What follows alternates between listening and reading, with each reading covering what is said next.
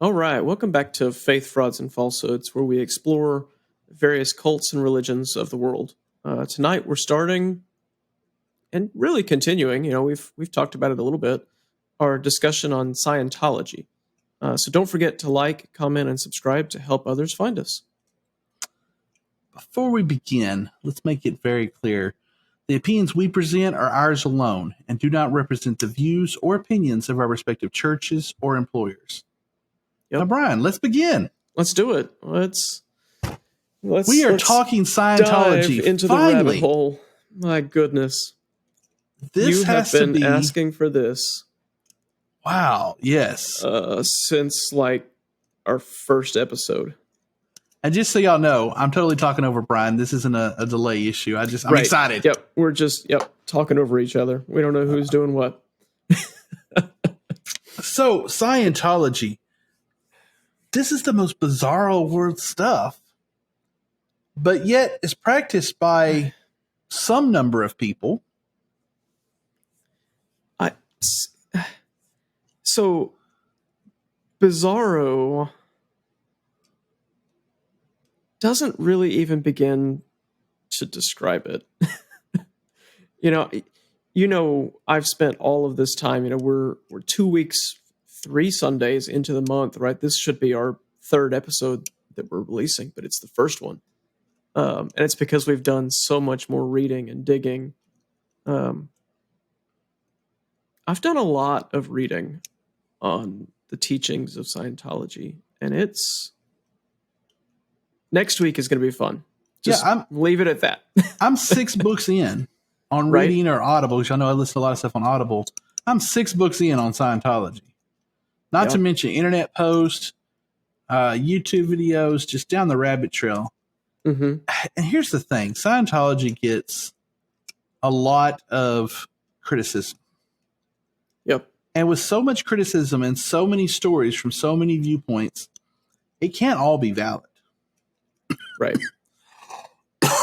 Excuse me. Yeah. There's some of it, there's a lot of common things that have happened. And you see different people saying the same thing. So you think, well, that's an indication. That's probably a true thing. But there's so many different things and so many little stories. And as we go through the history and the social issues and the teachings and the stuff. Yeah. I mean, it can't all be valid. So I always say, take this with a grain of salt thing. Mm-hmm. We're not going to tell you that we're reporting 100% truth here. I don't think Scientology knows what's the truth and not the truth sometimes. Some of the stuff that I was reading was handwritten notes from Hubbard. And I sent you a couple of pictures, right, of the notes. And they're completely illegible, right? It's like just a squiggly line, right? There's no letters to it, right? It's cursive, right? But I'm old enough to have learned cursive, right? So it's not that. It's that it's flat out, like just a couple of squiggly lines, and he was just scribbling and just writing as fast as he could to get stuff out. Well, and it never got transposed into typed form. I want to come back to that for sure. Mm-hmm. But I also want to mention, don't your kids learn cursive in school? They've kind of been learning, but it's not nearly the requirement that it was for us. Oh. Right? When I was in 4th, 5th, 6th grade, you were required to write everything in cursive. So, well, my kid is learning cursive for sure. So they still teach that in school. They also say the Pledge of Allegiance. Yeah. Well, I just know a lot of people. I almost use the B word. A lot of people, and not the curse word people think. I was going to say, what word are you thinking of? But okay. Okay. Okay, boomer. Oh, but a lot of people think they don't say Pledge of Allegiance in public schools anymore. I don't know about the rest of the country, although I've done research and they do in almost all of the country everywhere in the United States. But let's just assume I don't know about the rest of the country. In Texas, they say the Pledge of Allegiance. They also pledge the Texas flag. And they're required to learn Texas history, or you ain't going to pass, boy. Mm-hmm. You're going to have to put that fidget spinner down. Oh, man. I always got to have something in my hand. I have to go to the silent every one. time. Yep. And, the other thing I'll mention while I'm saying Texas things, they've been talking Spanish in Texas for a long time. So anyways, L. Ron Hubbard, you mentioned him writing fast. L. Ron Hubbard. Yep. So L. Ron Hubbard is the founder of Scientology. And I had to kind of cut this off so we could keep this within our 30 minutes, which we're 8 minutes not going to happen, but yeah. But I don't want to go into the whole history of L. Ron Hubbard, but that is a fascinating study all of itself because he's manufactured such a story. But I have to give you a brief little bit about him. I won't go through his history, but some important things to know. One, he is one of the most prolific writers ever. Yep. Now, define prolific for us, Brian. That you're the educated person. To the extreme, right? Lots and lots, and you caught me off guard asking for a definition. Well, we discussed this a little bit. When you told me, I said something about him writing a lot, and you said, oh, yes, he's very prolific. And I was like, doesn't prolific mean like great, wonderful, best? And then I looked it up, and I was like, oh, that's not what that means at all. Right, yeah. The way Brian used it was accurate. Yeah, no, it's very much he wrote, and then he'd finish, and then he'd write again, and he'd finish, and he'd write again. There was very little delay. And in some cases was probably writing multiple things at the same time. There's some argument on how lots and lots. How good he was or wasn't at it, but he wanted to kind of be an adventurer. There's a lot of things he wanted to do. He was a pilot when flying was a very, very new thing. Right. There was he was arguably worked on a ship. He was kind of an adventurer, but where he found he could make money was that he could write. And he found he could write science fiction and fantasy stories for the, forget the term, the trade rags.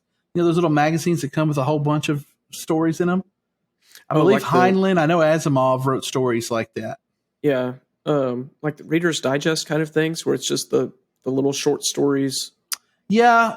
Reader's Digest condenses other things, but yes, it was about that size. And you could buy those things. Well, they paid basically a penny a word. And they had rules that the same author couldn't be published more than once in one of the magazines, which came out every week, I believe. They paid about a penny a word, and you couldn't have the same author. So he wrote under 20 different pseudonyms. Why does that not surprise me?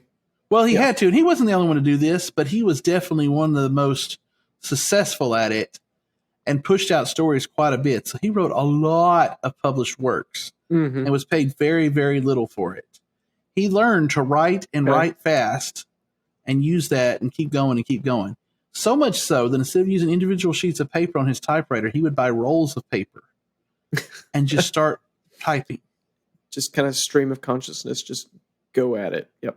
Or automatic writing. All right, define automatic writing for our listeners.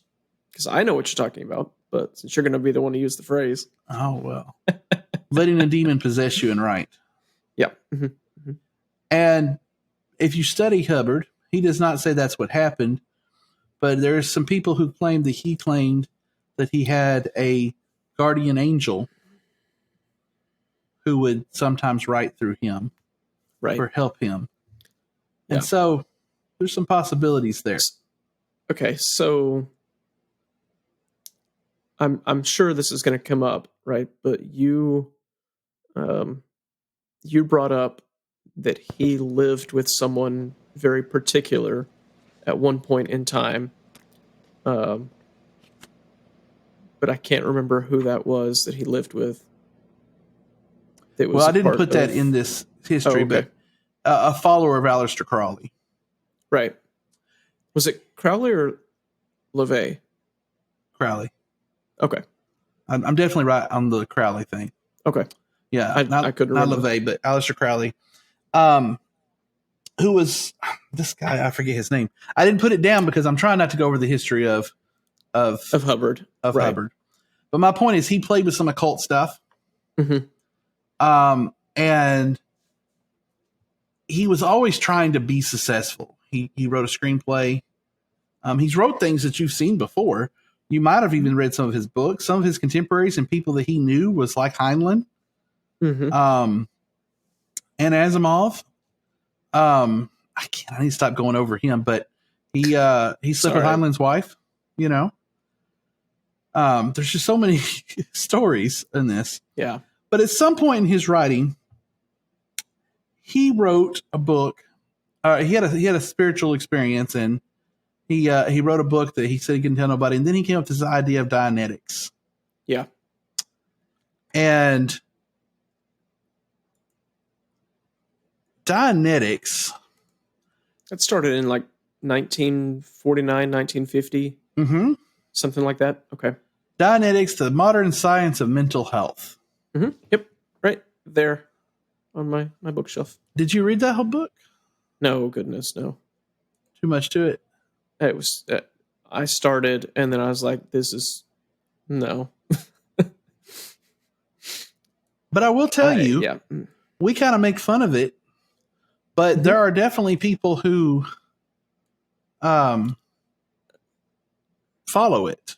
Yeah. You know, there are people who read Dianetics and said, "Oh, really?" Mm-hmm. Dianetics promotes clearing your mind. As a way to achieve kind of a higher existence. Very specific to the word clearing. Yes. Right. One of the problems that I ran into, right, as I was reading through a lot of the documentation and a lot of the stuff, was I had to start copying their definitions for words into my notebook so that I could go back and look and see, is this a word that they mean something different, right? Because that's a good point. We should mention they have their own vocabulary. Mm-hmm. And when we start talking about their teachings, we're going to talk about vocabulary real heavily. Yeah. We'll need to be real careful that we keep speaking in English and not in Scientology. Mm-hmm. But vocabulary is very important. So interesting enough, he was very obsessed with vocabulary. Yes. And grammar and things. That's a real part of Scientology, huge part of Scientology. But he started with his Dianetics. And he wrote this book, and all of a sudden it just started taking off. Became a bestseller super quick. People were seeing their lives changed by the things they learned in Dianetics. Right. And so he quickly started the Hubbard Dianetics Research Foundation. Now, one weird thing about Hubbard, you're going to hear me name some times or some places all over the country. This man moved around like crazy. Yep. And then when he made money, he moved around the world like crazy. Mm-hmm. Considering this was the 50s, and yes, we had, some faster transportation. Did we have commercial airlines in the 50s? Oh, yeah. Yeah. Okay.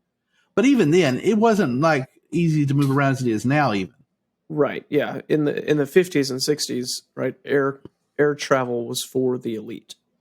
Right. And we still didn't have no Concorde or fast planes going across continents and across the oceans, There were some cross ocean flights in the 50s. But not fast. But it wasn't the Concorde, right? For sure that wasn't until the 70s.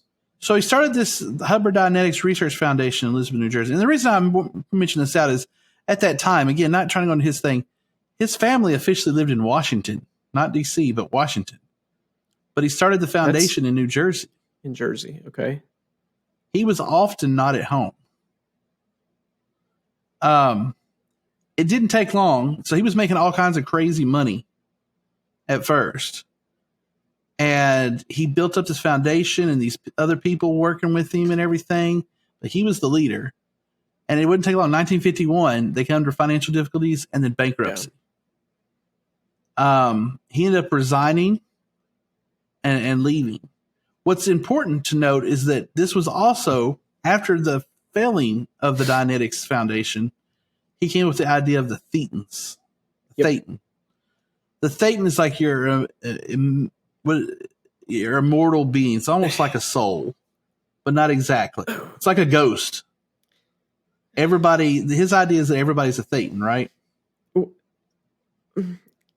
Yeah, I mean, we probably should have considered doing this whole discussion on Scientology in a different format, right? Because there's so much to the history, like this idea of a thetan. You have to get into some of the teachings around the thetan, right? The fact that it's an individual immortal being, right, that latches onto a person, right? No. It's yeah. Not in 1951. So that's the thing. It's developed over time. So that changed into yes. See again. You're transitioning talking about body thetans, which are thetans. But in 1951, a thetan was just the individual. Okay. But what's important, what I'm trying to point out, is that Dianetics did not address thetans. He came up with thetans afterwards. So that's where he's kind of added to build up to Scientology. So he tried to make Dianetics. He entitled the book "The Modern Science of Mental Health." Mm-hmm. He himself struggled with mental health, and he himself even wrote to the government. He was a disabled veteran. Okay, and I hate to use that term too much, because that implies a lot of honor that maybe he doesn't deserve. Okay. But he was a disabled veteran, according to the federal government. To what extent that changed over time. Mm-hmm. And he even asked them to evaluate him. A couple of different times he got evaluated by psychologists. This started his hatred for psychology and psychologists. So much so they run a museum talking about how psychologists are ruining the world and trying to destroy the world. Because he thought this should be a new thing, kind of like Freud or something, this Dianetics concept. Before he added the thetan to it, that kind of made sense. Freud actually studied very similar things about clearing the mind and going back and looking at past traumas, working through those traumas so that you can achieve more success in the current time. Yeah, but the past for Scientology gets again 1951. I know. You're into the 60s. Such a mess. So that's what I'm saying. So he started with just that. Then he added the thetan concept, and that everybody is a thetan.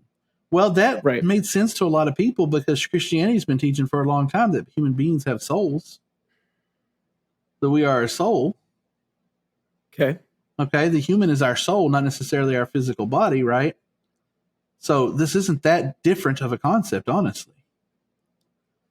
Also, interestingly, that after the bankruptcy of the Dianetics Foundation, he lost the rights to the name Dianetics. Now, later, he bought that back later on. But he lost the rights to the name and everything for a while, because the foundation owned everything. Right. He was trying to keep the money in there, but he was also funneling money out the back end of that thing like crazy. Mm-hmm. But this is part of the reason he came up with the whole thetan thing, because this allowed him to start transitioning into a religion. Yeah. He even got with somebody's like, let's start this religion and call it Scientology. Mm-hmm. But if it's a religion, then they can't come after us for a lot of things. We don't have to be so careful with the books because we're a religion. Right. We don't have to report all this stuff. Yeah. Taxes aren't a big deal, etc. Right. So in 1953, he established the first Church of Scientology in Camden, New Jersey, making that shift from Dianetics to Scientology. Yep. And I just told you he did that in 1953. But in 1952, he moved to England. Yeah. And while he was over there, he ended up forming a thing called the Hubbard Association of Scientologists International. And he started doing lectures in London, where he talked about Dianetics, but he also started turning this into Scientology. Mm. Now, very important is the Church of Scientology keeps records of a lot of stuff. Now, are these records accurate? Right. But they have writings, like you talked about. They have all of his writings. They have recordings that were made of his speaking. Yep. They actually, I'm sure this came up, right? They have a separate division within the group, right? That their only job is to record these writings and engrave them on metal plates and store them somewhere so that they can survive past the nuclear war. Yes, they are in a town in California being stored. It is the same place on the same farm where Hubbard eventually died. Yes, because he's their savior, basically. Right. Excuse me just a second. Yeah. So in 50, it just moved on me. 54, jumping ahead a little bit, right? No, you're not jumping. You're right where we're supposed to be. Okay. The church, was officially incorporated in California. Yes. And then from California, it began to spread, much like all the other cults in the 50s and 60s did when they started in California. Isn't it interesting that he decided to go to California? Now, he had family in Washington during this time. He had some other family in California because he's kind of a bigamist and had multiple wives. But again, we're not talking about his history. Right. But it's interesting that he had moved to London, but he started the church in New Jersey and then he incorporated it in California. These are drastically far away places, Mm-hmm. In 1955, the church launched Project Celebrity, aiming to recruit high-profile figures. So he had previously moved to Hollywood at one point and tried to get into Hollywood writing movies and stuff, screenplays and things. And he figured that if he could get celebrities to be in Scientology, and I will tell you, he didn't have any trouble recruiting people. Like, this wasn't a hard sell because he would kind of get into people's heads with the Dianetic stuff. And then when they seen some improvement in their own lives, they seen themselves working through some problems. Right. Yep. And again, trying to keep with the timeline, this is before any other stuff. So this was just talking through these things. Yeah. In 1958, the IRS grants Scientology their tax-exempt status as a religious organization. So they're a church, right? Yep. They're officially a church. In 1959, he purchased St. Hill Manor in Sussex, England. And he made it his home there. It was this great, beautiful manor, all of them old, stately houses in England. Mm-hmm. And he made it the worldwide headquarters of Scientology. He set up study programs and stuff there. And Scientologists would travel from all over, from the United States and from other places in England and stuff, to come to St. Hill to study. Maybe with Hubbard, maybe with other people. He wasn't always there himself, but he made that his new kind of headquarters. Once again, we're all over the place here, right? He is, yeah. Famously, Ron Miscavige, who became David Miscavige, who was David Miscavige's father. We'll talk about David Miscavige later, who succeeds L. Ron Hubbard. Traveled with his family from Pennsylvania to England to go study at St. Hill. I also find it funny that it's called St. Hill. Yeah. And now it's a thing for Scientology. I don't think he named it that. I think it was named that before. Then he starts getting paranoid. So I should mention, we're into 1966, 67 by this point. He's been running this thing for 20 years, 17 years or so, since he started the Dianetic stuff. This is kind of a long time for a lot of cults. Mm-hmm. Okay? But in 66, 67, he started getting paranoid, and he decided that's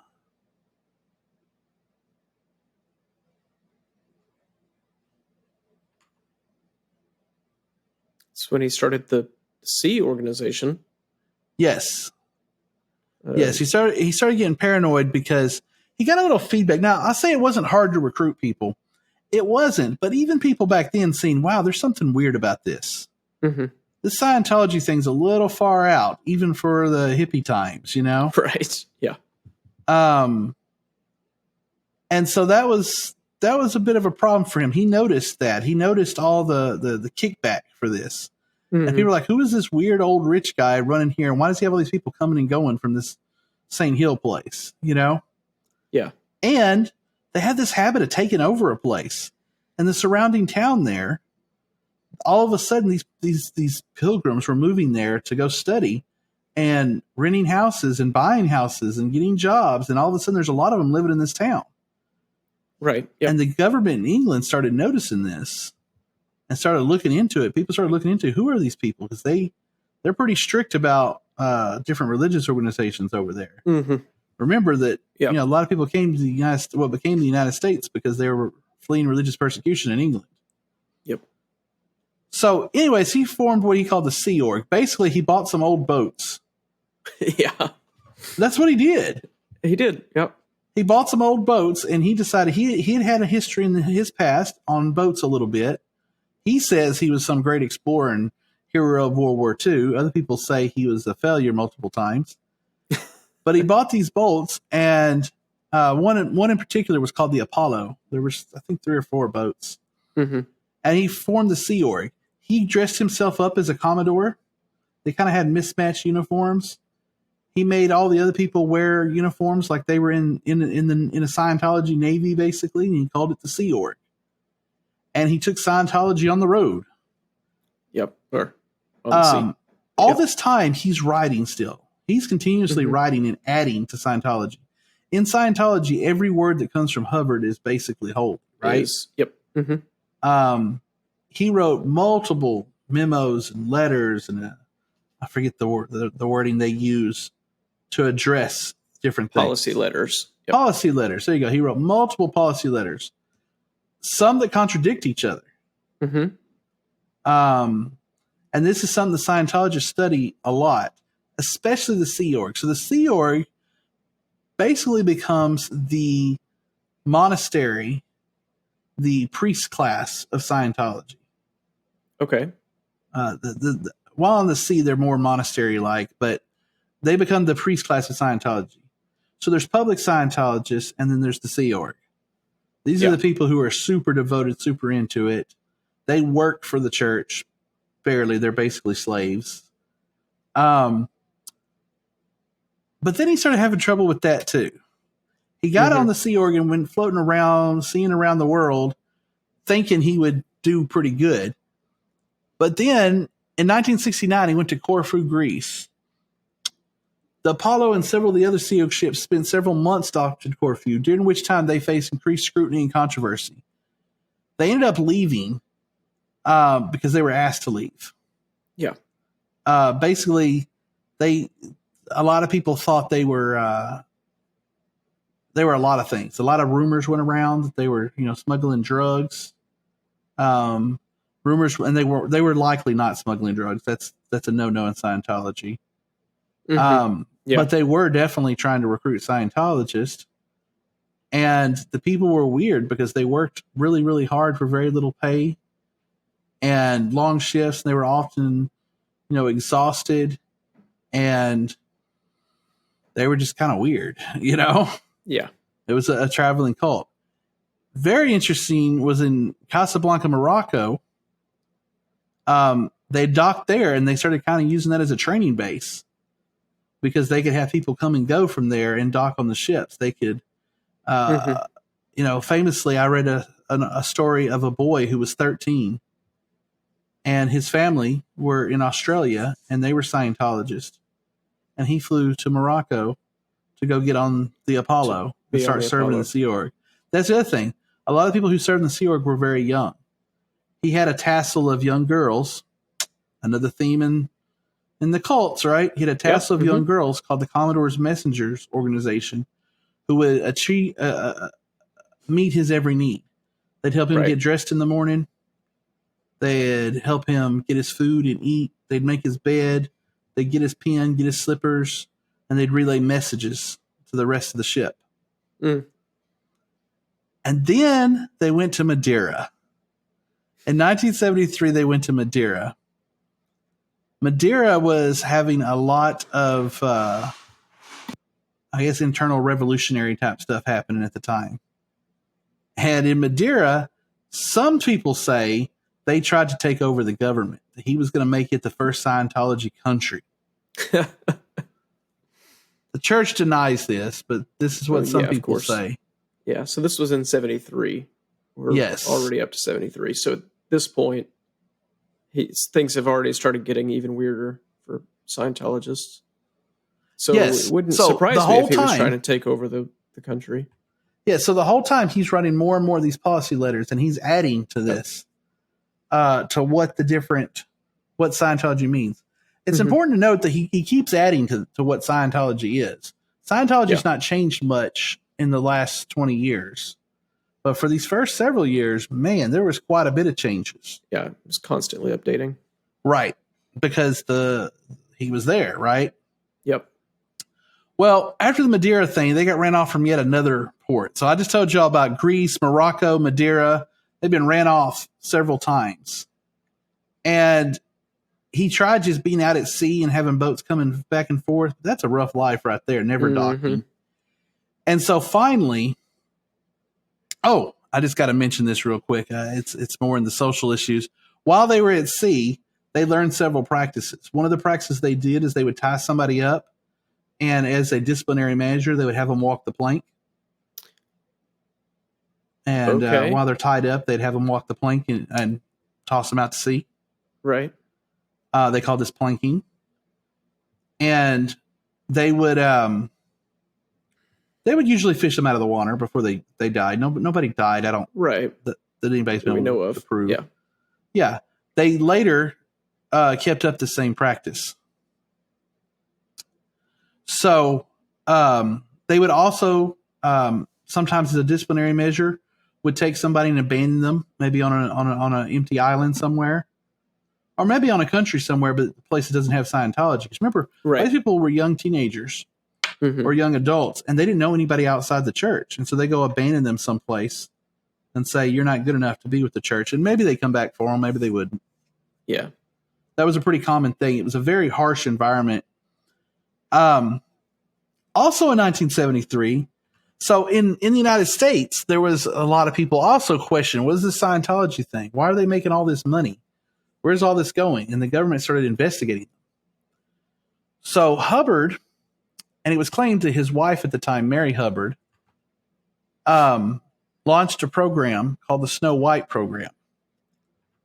And what they were trying to do was get rid of all unfavorable records about Scientology or his founder or L. Ron Hubbard.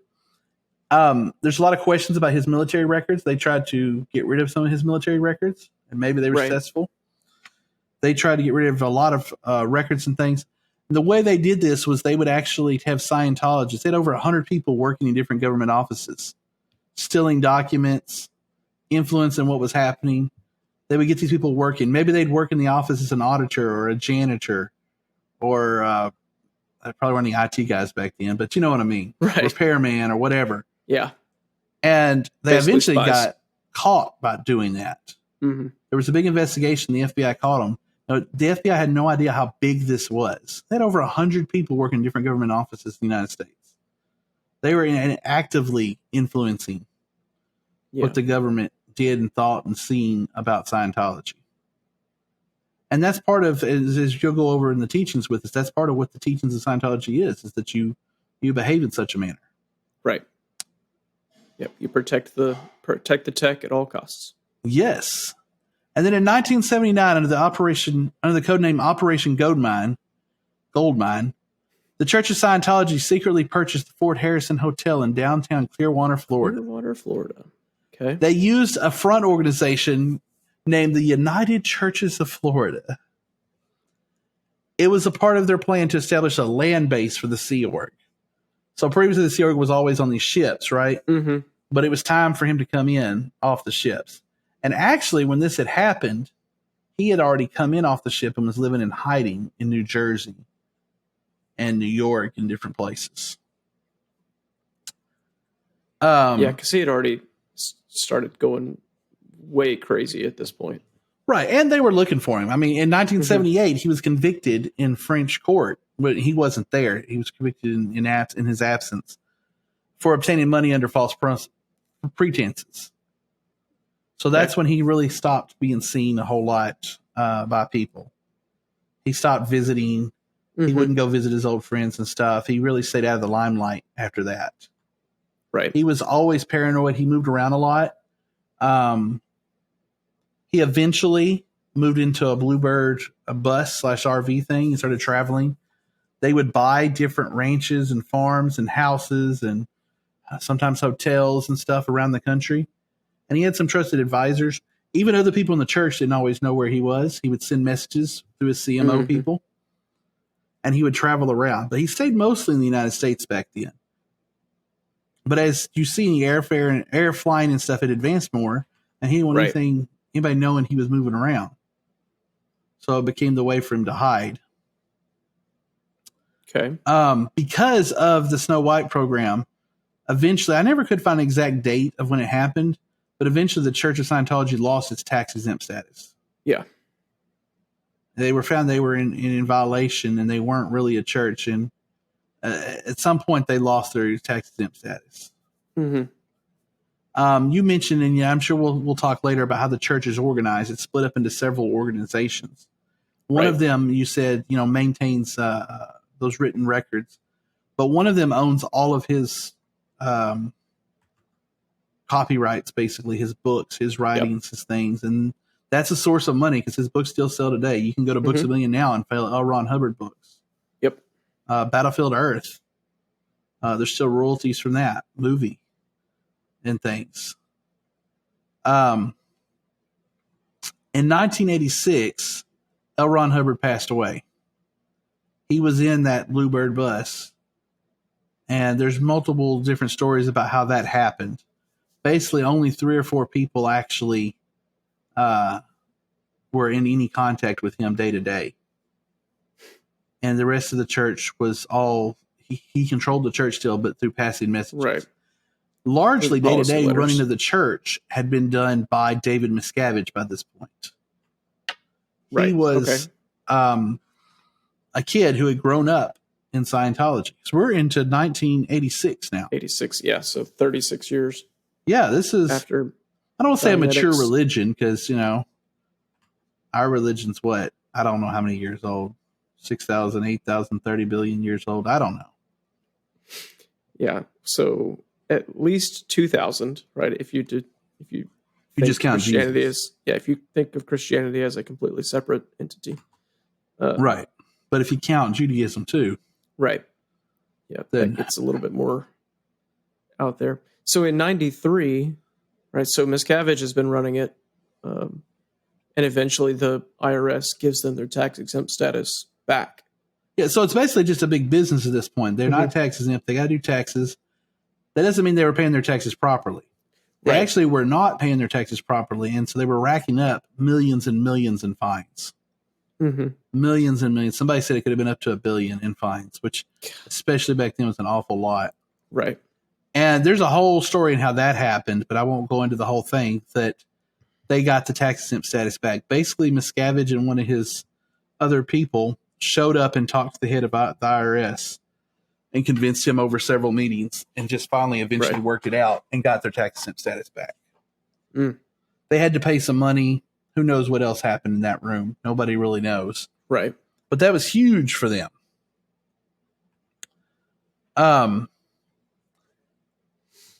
There's been several other.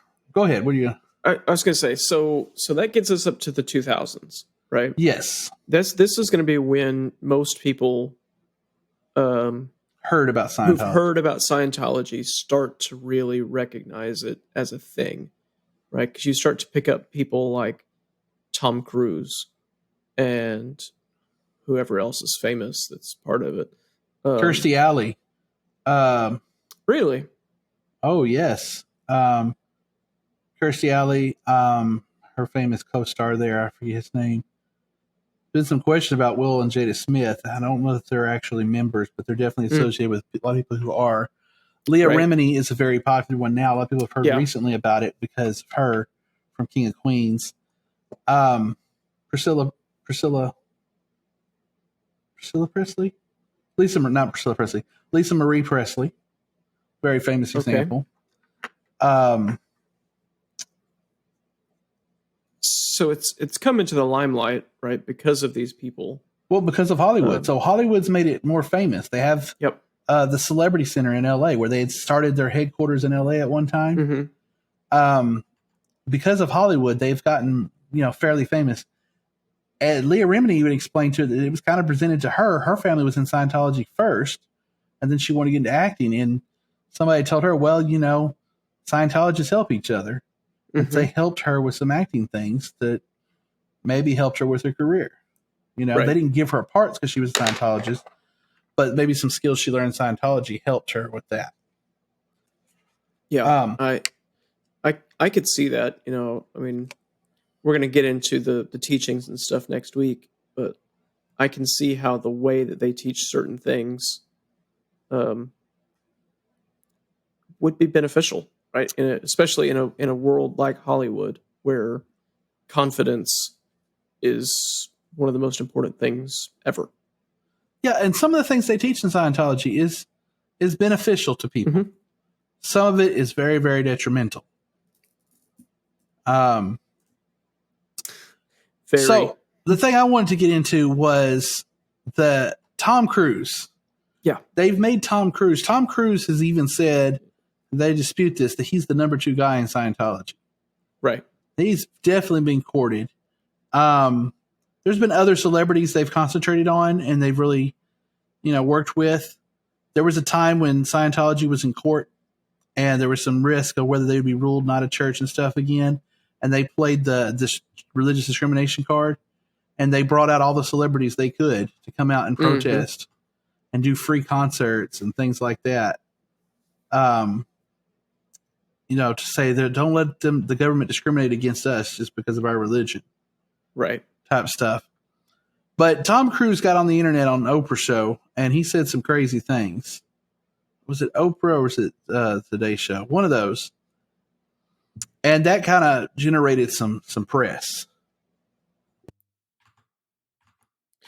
Yeah, some interesting press. Where he jumped up in a chair Oh, you're talking about that one. Well, that was Oprah. The Today Show one is Today or one of those early morning shows. I think it was with Matt Lauer, maybe. He attacked Brooke Shields, who I think was also a Scientologist, but maybe not, for taking antidepressants. So he didn't believe in those, and he didn't believe in psychology and on that sort of stuff. But he's also said good things about Scientology, and so the church tries to use him as promotional thing. However, somebody found a promotional video just meant to be played inside Scientology. They really protect their copyrights and their things. They have a policy of going against anybody who talks bad about them, which is one of the reasons we were hesitant to talk about them because we can't talk without talking bad. Right. However, there's a lot of other shows and episodes and articles and TV things against Scientology now. So I think we're a small fish and it's probably not a big deal. Right. But somebody leaked this information from Scientology. And I know when we talk about beliefs, we're going to talk about some more leaks that had happened previously. But this one in particular, they got very aggressive about it. And they started pressuring and trying to sue and get the video taken down. This was 2008. This was the age of Anonymous. It was. Do you remember Anonymous? I do. I remember them very well. What do you remember about Anonymous? Occupy Wall Street. That was a big one. They were very big in pushing a lot of the stuff from WikiLeaks. Right? They were very friendly with WikiLeaks. So Anonymous, they were not organized at all. Right. Anonymous is everybody and nobody. Yep. What do they say? We are Legion. We are Legion. We do not forgive. We do not forget. We do not forget. Anonymous was a online community that formed off of the 4chan communities and was everybody and was nobody. There was no leader. Yep. There was no official, this is what we're going to do. However, sometimes some causes caught on and a bunch of people would work under the name of Anonymous and do something. To do something. Yep. And this was one of their famous examples. Anonymous got upset whenever they seen the church being so aggressive trying to remove this video from the internet. And in 2008, it was almost possible to remove such a thing from the internet. Anonymous is one of the reasons it's not possible now. It's We're beyond the point it would ever be possible now. Yep. But in 2008, it was almost maybe kind of possible to remove such a thing. And I say we're beyond the means. I don't know if we are beyond the means. But So Anonymous posted a video on YouTube called Message to Scientology. Yep. And basically told them they're going to combat the censorship that the church was doing. And they declared this was the beginning of Project Chanology, which was their attack on Scientology. They prefer DDoS attacks, the distributed denial service attacks on the church's computers and networks and websites. Yep, because that was easy to script and multiple people could take advantage of it, right? Yep. But they also legitimately got a lot of people together, including a lot of former Scientologists, people who thought they were alone in the world, and raised up a lot of press. Because at the time when Anonymous announced stuff on the internet, the media paid attention. Mm-hmm. And they got a lot of people to show up and protest. However, the church was well known. They had, the process. There were different Scientology orgs around the country. An org is the church, basically a church building. Yeah. Again, that's using their terminology, right? The orgs. Mm-hmm. They got all these people to show up in February of 2008. They did it again in March of 2008 when they figured out that was L. Ron Hubbard's birthday. Right. So Anonymous is well known because they show up in these Guy Fawkes masks. Yep. And so that was important because during those protests, a lot of those people wore those masks because if they didn't, the church would come after them personally. Yeah. The church would hire people to follow them and go to their work and do different things. And so this really was whenever they became public. And some people got out of the church because of those protests. The Sea Org members, who were all on land now, or mostly, they still have a couple of ships, were not allowed to go to the windows. They were not allowed to walk between buildings anymore. They have to be shuttled from place to place in these vans. But some Sea Org members seen these protests and made a decision to leave the Sea Org because of it. So I think the protests were successful. Yeah. There's more to the Church of Scientology, but there's a basic history of it right there. Yep. That's basically where they are and about where we are today. Yeah. Minus all of the fun, crazy teachings that we get to talk about next week. And who knows, it might bleed over into 2 episodes for teaching. There's a whole lot. There's a lot. There's a lot that I have to say about it. One of the things with the teachings is we have to draw the line of where's the teachings of who got what teachings. Right. So it's not like they have one holy book and, here's the teaching for everybody. It is definitely very compartmentalized. Very compartmentalized. Matter of fact, they teach you that if you learn stuff out of order, because eventually he introduced an order of learning these things, that if you learn stuff out of order, you could die. Right. Which is why when all their teachings leaked on the internet, they freaked out. Yeah. Yeah, because I don't know about y'all, but I'm not dead. So I mean, you may think that I am. I may feel like it some days, but I'm not, and I've read through it, so can't be that bad. A lot of people in Scientology are not far enough on the bridge. That's what they call it. Right. Again, using their terminology. The bridge to total freedom. To actually know a lot of this stuff. Yeah. So I think it's important we go over their teachings. I think that some of the crazier stuff is further along, and there's probably very few people who've ever went over that. We only know it because it got leaked. You know? Yeah, I saw a couple of videos out there of guys that were talking about it, things that they hadn't quite gotten to, right? But they had known about it, that it existed. And they were saying that, you would have to have spent, $250,000 given to the church before you could even get to those kind of levels, right? Well, so and that's in the social issues, it's right? It's not just, It's not free. It's not like you can just get a Bible and read it. Right. Yes, people pay and pay dearly. There's a reason this church is so rich. We don't really know the size of the church. We do know this. There are orgs or church buildings all around the country that are empty. They're freshly remodeled. They have some nice flashy lights and lots of stuff, and nobody works there. Right. They have literally sunk money into real estate. They've sunk money into a lot of things. The church is currently estimated to be worth over $1 billion. I could see that. Yeah. Yeah. I mean, they've got some pretty nice real estate here in town. So they do. And y'all, in an expensive part of town. as we go through this journey, we'll see if we can get Brian to go with me and we can get a session done there. I think I will call Father David and get some holy water, and we'll go and just walk around the place. See if he'll come with us. Maybe the walls will fall down. Maybe the walls will fall down. Hey, if you keep walking, that's right. If the Lord says it'll happen, it'll happen. So look, y'all, I think that's a good place to end this episode. I think so. Yeah. So we'll be back with you next week, and we're going to get into the teachings, and this is going to be fun. Sounds like it.